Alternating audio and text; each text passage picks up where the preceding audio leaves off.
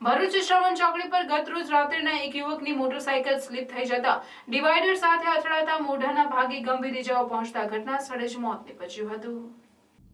ભરૂચ શહેરના કંથારિયા માર્ગ પર આવેલી જિન્નત બંગલોઝમાં રહેતો 24 વર્ષીય સાહિલ સમીરભાઈ ગરાસિયા શ્રાવણ ચોકડી નજીક આવેલ ક્રોમા સેન્ટરમાં સેલ્સ મેનેજર તરીકે ફરજ બજાવતો હતો। ગતરોજ તે બપોરના ક્રોમા સેન્ટરમાં નોકરી પર આવ્યો હતો। રાત્રિના સેન્ટરમાંથી છૂટ્યા બાદ પોતાની મોટરસાયકલ X+ નંબર GJ16DM 3106 લઈને ઘરે જવા માટે નીકળ્યો હતો।